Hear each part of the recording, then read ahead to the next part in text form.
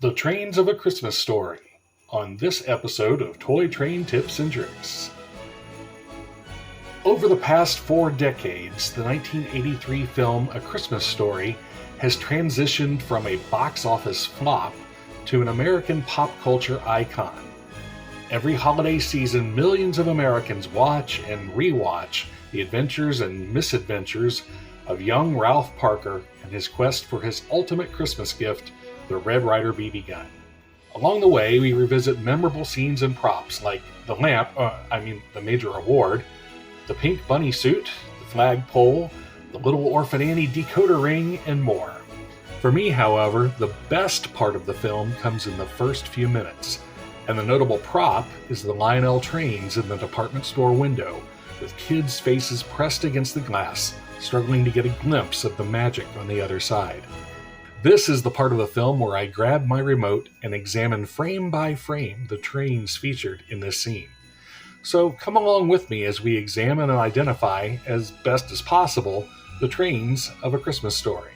In order to maintain a nostalgic feel, the film is intentionally ambiguous regarding the date, providing a general impression that the action takes place sometime in the late 1930s and up to 1950. Props and dialogue cues throughout the film do not tie the viewer to any specific year, and the trains follow this same pattern. Now let's get to the movie. In the opening shots, the camera jumps back and forth between scenes in the display window and the kids watching through the window. There are 3 main shots that help us identify the trains in the window.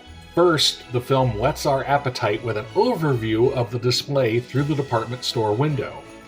Despite the distance of the shot, we can easily make out a long Lionel freight train, apparently led by a classic post-war 284 Berkshire locomotive.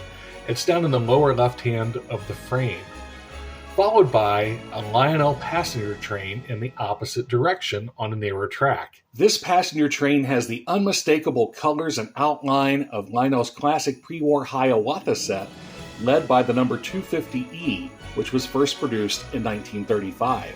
The Hiawatha set harkens back to the golden age of Lionel pre-war production, when, after the success of the 700E scale New York Central Hudson, Lionel concentrated its premium train production on scale or near-scale models of the iconic streamlined passenger trains of the era.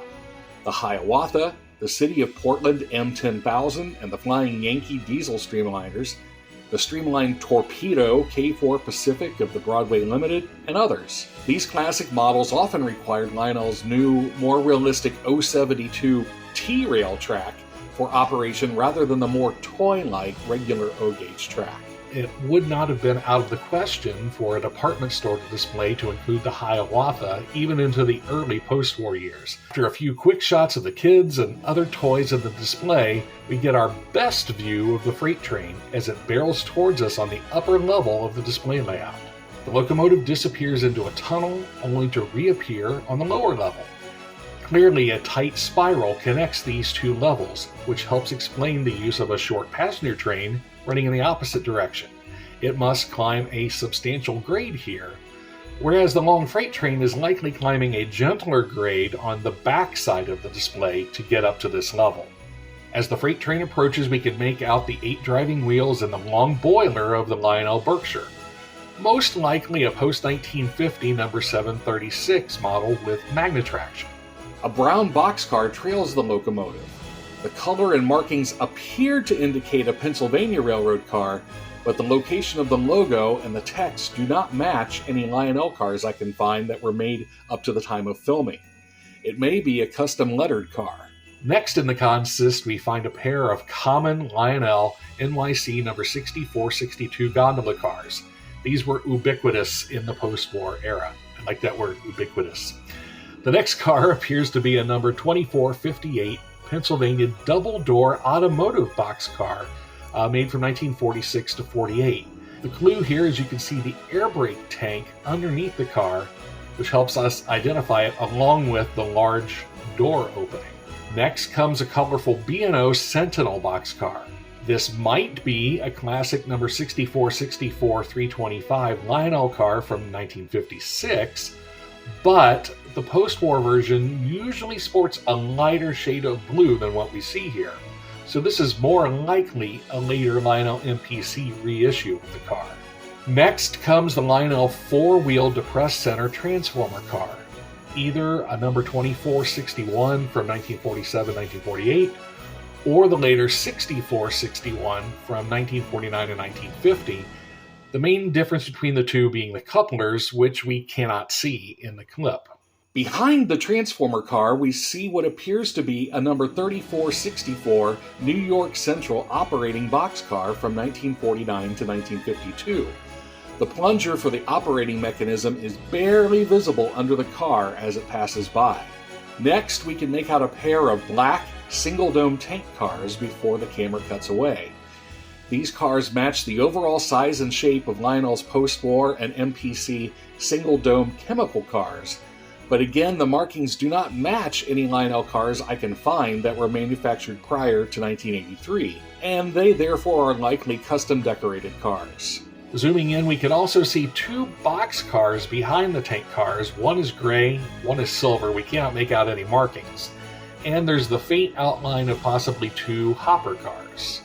The camera cuts away again to the kids in the window before panning to the right where we get our last good view of the layout. Now we can again see the Hiawatha as well as the rear of the freight train. We have missed the gray boxcar that we caught a glimpse of in the previous shot, so it will remain unidentified. We can, however, see a portion of the silver boxcar, possibly a Western Pacific feather car, followed by two classic Lionel Lehigh Valley twin bay hopper cars and a trio of additional cars, a brown double-door boxcar, a green refrigerated boxcar, and a caboose. We're unable to make out the markings on the boxcar, but the reefer appears to be a classic Lionel number 6572 Railway Express Agency car made between 1958 and 1963. The caboose is clearly a scale model of a nickel plate road prototype. This caboose does not match any such car made by Lionel prior to the film's 1983 release, so it must be from another unidentified manufacturer. We can establish a more definitive identification of one of the cars thanks to a little trick.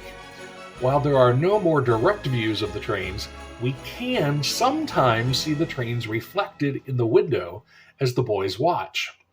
In one such clip, we can clearly make out the large orange feather on the silver boxcar, identifying it as a number 6464-100 Western Pacific feather car from 1954 to 55, or a later Lionel MPC reissue.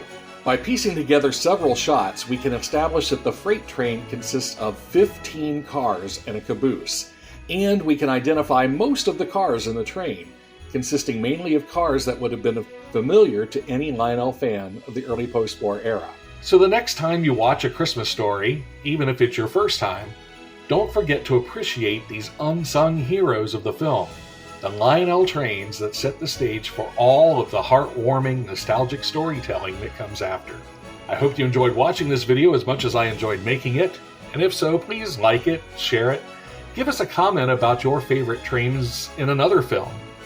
Tell your friends, tell your neighbors, and keep those trains running. And until next time, don't shoot your eye out, and we'll catch you on the next episode of Toy Train Tips and Tricks.